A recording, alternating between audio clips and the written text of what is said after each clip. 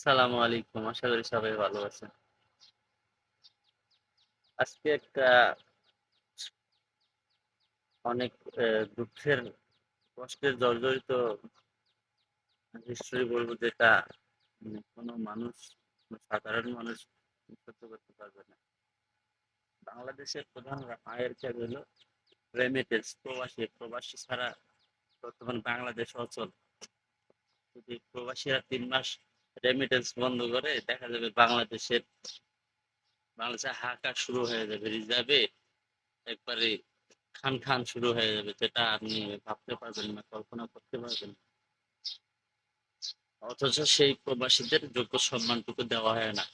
এয়ারপোর্টে এয়ারপোর্টে এক দরবেশ বাবার আগমন ঘটছে, যে প্রবাসীদের লাগেজ ব্রিফকেস কাইট্টা কুইট্টা চুরমার করে দিচ্ছে। অথচ বড় বড় চোর বাটপার গুলা ধরতে পারতেছে না, সাধারণ মানুষগুলো হয়রানি করাচ্ছে। ২ ঘন্টা ৩ ঘন্টা ৪ ঘন্টা করে অপেক্ষা করাইতেছে। খাবার অনেকে খাইতেছে, প্রবাসীরা হয়তো বা অনেকে কোনো খাবার দাবার নিয়ে আসে ফ্যামিলির জন্য, পরিবারের জন্য। সেগুলো তারা বের বের করে করে খাইতেছে। তাহলে দেখেন তারা কোন লেভেলে চলে গেছে।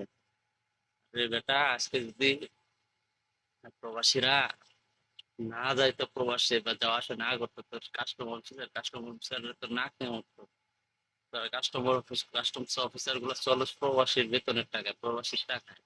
আর তারা আজকে প্রবাসীদের উপরে এরকম নির্মম নির্যাতন চালাইতেছে। একটা প্রবাসীর পরিবারের চাওয়া পাওয়া চাহিদা পূরণ করতে জীবন চলে যায়। এর লাগে একটা ফোন, ওর লাগে একটা ফোন, ওর লাগে একটা ফোন, মানে এই কোন এই চাহিদা গুলা তো পূরণ করতে ওর জীবন শেষ হয়ে যায়। আর ২টা মোবাইল নিয়ে আসে, তার মধ্যে তোর বেটা একটা রাইখা দিস, মানে বাটপারি নাকি? কথা সেটা না। আসলে প্রবাসীদের যোগ্য সম্মানটুকু দেওয়া উচিত।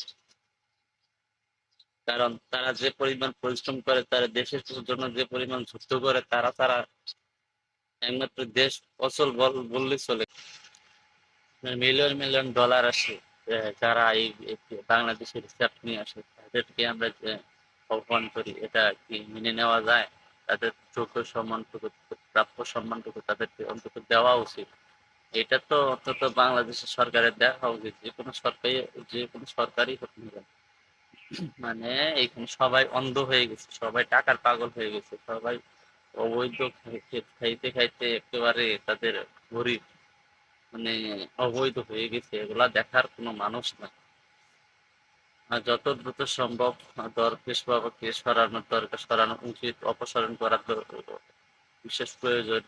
কারণ এরকম দরবেশ বাবা থাকলে প্রবাসীদের আর তারা শান্তিতে যাওয়া আসা করতে পারবে না। তাদের এই কষ্টের পড়া ঘাম, এগুলার মূল্য অন্তত বাঙালি জাতি দিতে পারবে না, কাস্টমার দিতে পারবে না। আশা করছি সবাই বুঝতে পারছেন ভালো।